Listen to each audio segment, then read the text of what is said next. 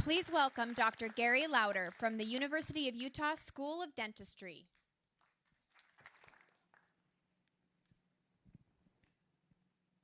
Thank you. It's my pleasure to be here today. So let's talk a little bit about dentistry. I'm the director of admissions, so I get to know the new students before any of the other faculty do. We've had tremendous success in accepting the challenge. Our dean, Dr. Wyatt Hume, accepted the challenge last year and brought it back to our committee for admissions. We have many talented applicants.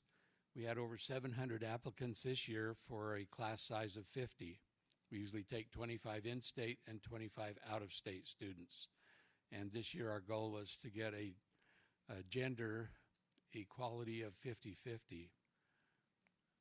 This is our admissions vision statement. We admit a class of students that is diverse and inclusive and that demonstrates excellence in preparation and an unsurpassed eagerness to learn in order to attain the highest levels of competence in the use and advancement of the science and delivery of oral health care. That's a pretty long sentence.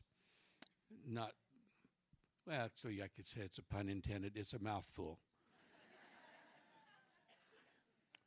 So this article came out just this last year, and I think that it addressed a concept that I had titled this presentation toward, and that is increasing the awareness of possibilities. Culturally, Utah has not been a place where women have been encouraged to enter the workforce, let alone a professional training. Kathy mentioned her grandmother being a college graduate, and that was rare years ago.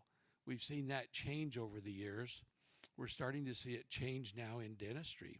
In our applicant pool, we're seeing many more well-qualified women applicants. The key message to this article was, my mother was against me becoming a professional. But when she saw how it worked out for me, she's now very much in favor of it. And the article goes on to talk about the reasons for that and the advantages of a profession like dentistry for a woman. And I think that that awareness and the possibilities now are becoming more evident to our women applicants who are talented enough. And one of the strong points is there is a definite eagerness to learn, which fits our vision for our school. The vision for the School of Dentistry includes transforming scholars into leaders, and women fit that vision very well. This is just a track record of how our class size has grown and how our diversity, gender diversity, has moved back and forth through the years as we've developed our new school. So you can see here that we've had our ups and downs as far as diversity, but we've always been aware of and looking for qualified women applicants. This year, for the first time, we reached 54% acceptances from women, and then because some of our women were out-of-state students and were accepted at their home states later in the process, 2 of them have declined and have gone on, so we're now at 48%. But that's close enough to 50 for me.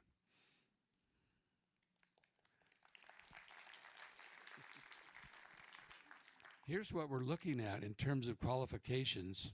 I might say that 12 of the women applicants are Utah residents, and that's the highest number of Utah residents that we've had. So here you see a grade point average of 3.6 is just short of an A-, and that's the average for our applicants who are accepted into our program. The highest DAT score you can get is a 30. 18 or 19 are common, 20 or above is the competitive level for our program. And you can see this year now we are at 24 females and 26 males. I wanted to show this slide because it tells a story of, I think, what we see as the future for dentistry and for healthcare in general. These ladies came to me for pre-screening interviews and are planning to apply for dental school either this year or next year. One is from Afghanistan. They all are Utah permanent residents with green cards. One of these ladies is Tibetan, but she grew up in a refugee camp in India. And the one on the far right is from Bogota, Colombia. Her father was a military captain, and he was part of the cleaning up of Colombia from the drug cartels. In that process, she was able to observe surgeries that were done for patients who were injured in battle or from landmines, and some of that surgery included craniofacial repair. That sparked her interest.